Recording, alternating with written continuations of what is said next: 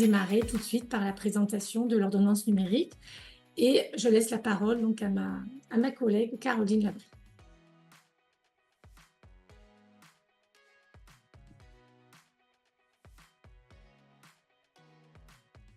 Bonjour à tous. Alors, je vous propose un bref rappel de ce qu'est l'ordonnance numérique. Donc, c'est un service qui est intégré directement à votre logiciel qui permet de dématérialiser le circuit de la prescription entre les médecins, libéraux, sages-femmes, chirurgiens et professionnels prescrits. Alors, elle est là pour simplifier et sécuriser le circuit de la prescription depuis sa création jusqu'à la délivrance par le pharmacien ou par le professionnel de la LPP. Et à terme, c'est tous les autres professionnels qui seront concernés. Donc, on a commencé par vous et les médecins. Le processus de dématérialisation de l'ordonnance numérique, eh bien, il doit être généralisé d'ici le 31 décembre 2024. Dans un premier temps, sont concernées toutes les prescriptions exécutées en ville et dans un second temps viendront celles concernées dans les établissements de santé. Le déploiement de l'ordonnance numérique. Alors aujourd'hui, comme je vous le disais, on a commencé par vous et les médecins. Donc côté médecin, la très grande majorité sera équipée d'ici la fin de l'année. Il y a déjà beaucoup de logiciels qui sont équipés de cette ordonnance numérique.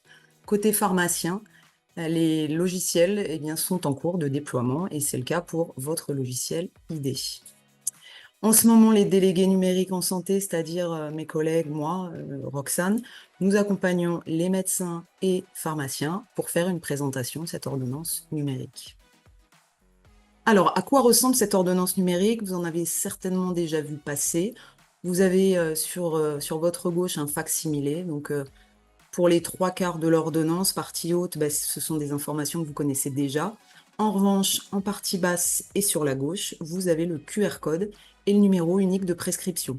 Donc voilà, au niveau de l'ergonomie, puisqu'aujourd'hui sur les ordonnances, vous avez pas mal d'éléments. Vous avez des data matrix, des QR codes, des codes barres.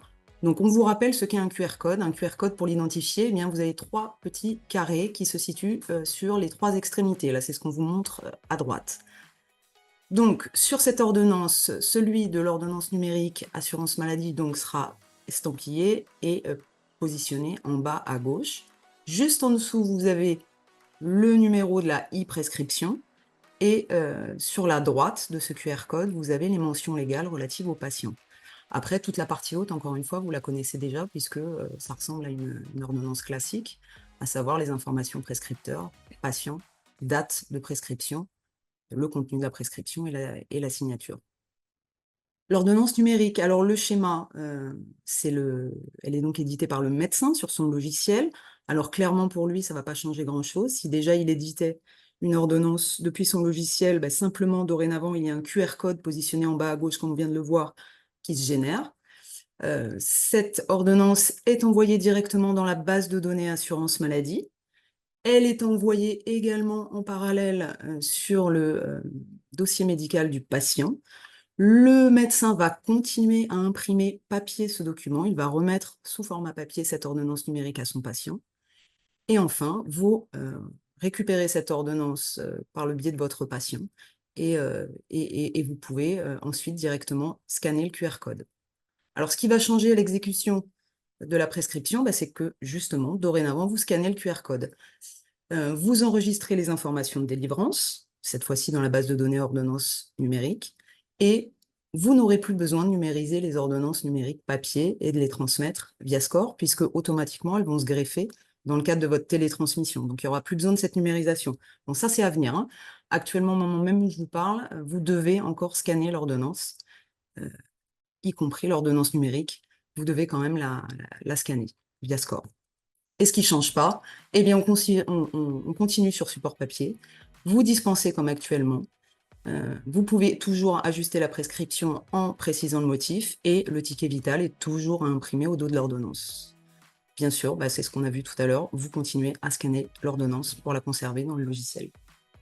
Les avantages de l'ordonnance numérique, pour vous, professionnels de santé, évidemment la sécurisation, puisque les moyens d'accès sont faits par carte professionnelle de santé, carte professionnelle employée, vous lisez un QR code, et enfin, toutes ces données sont hébergées en France.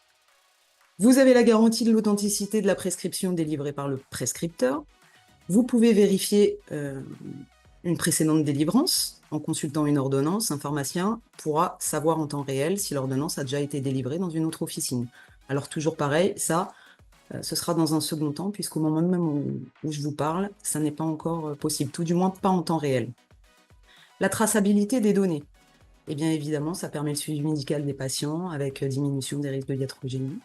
La simplification du circuit, puisque dorénavant, c'est une dématérialisation, depuis le prescripteur jusqu'au prescrit, et surtout, ça va vous permettre de ne plus envoyer de pièces justificatives. Pour le patient, eh bien lui, évidemment, il peut retrouver à tout moment ses ordonnances dans son espace santé. Et il peut même, s'il le souhaite, adresser par mail, via messagerie sécurisée de santé, il peut adresser son ordonnance, vous adresser cette ordonnance pour la préparation, pour anticiper sa préparation. On va passer à la démonstration au niveau du logiciel ID. Est-ce que l'une des personnes de l'équipe logiciel ID est disponible et auquel cas, est-ce qu'il serait possible qu'elle se manifeste afin qu'on puisse lui donner la main? Bonjour à toutes et tous et merci pour cette invitation et la participation à ce webinaire. Donc, je me présente, Frédéric Lelay, responsable régional du service client de la région Sud-Est, et je suis accompagné donc de Cécile Ponte, notre formatrice experte, si des questions venaient à arriver sur ce point. Alors, petite précision concernant le déploiement de la version capable de traiter les ordonnances numériques. Elles sont toutes installées déjà dans les officines équipées ID depuis quelques temps déjà. Depuis le passage en version Ségur, la version 2.20, pour ceux qui connaissent déjà la version de leur logiciel. Donc, dès que effectivement une ordonnance se présente avec ce fameux QR code, il y a la possibilité donc de la traiter en lisant avec le lecteur code Data Matrix cette ordonnance. Alors, comme il est un petit peu compliqué de faire une démonstration sur des serveurs de test, on a la chance d'avoir une petite vidéo explicative qui reprend en détail avec les copies d'écran exactement ce que vous allez pouvoir retrouver en application au comptoir. Donc je vous invite, on va la regarder ensemble, il y en a pour 4 minutes à peu près, et si vous avez des questions, nous serons bien sûr disposés pour vous répondre. Voilà, donc si vous pouvez lancer la vidéo, il n'y a pas de problème.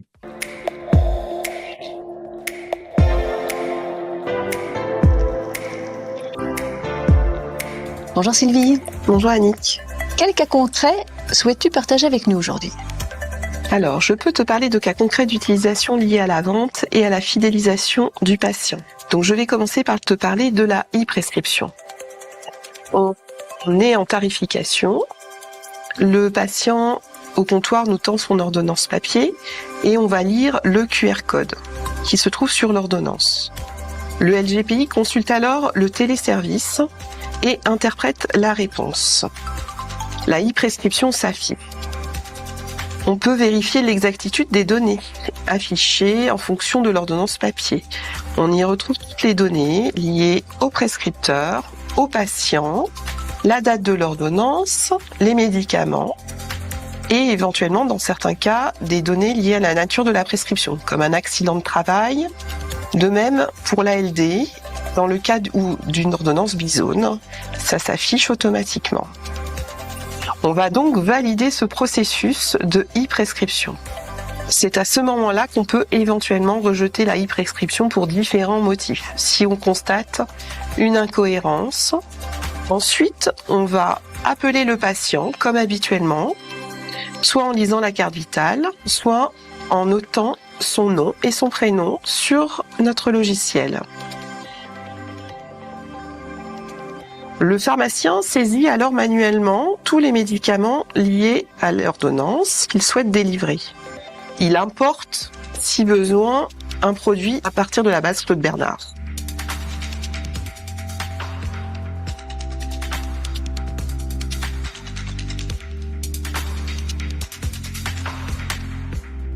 Nous arrivons maintenant sur l'interface de contrôle de la e-prescription et de la délivrance de l'ordonnance. On peut être amené dans le logiciel à noter des motifs de non-délivrance de médicaments ou bien de modification d'une posologie. Par exemple, après avoir appelé le médecin.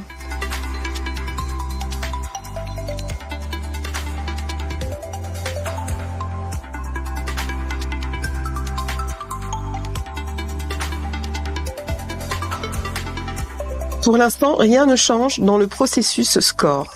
Dans une deuxième phase, on s'affranchira du scan ordonnance. La télétransmission des lots reste donc identique. On peut constater que le logiciel ID apporte de nombreux avantages. Lorsque l'on retourne en facturation pour le contrôle de l'ordonnance, on a immédiatement connaissance du motif de non-délivrance d'un médicament.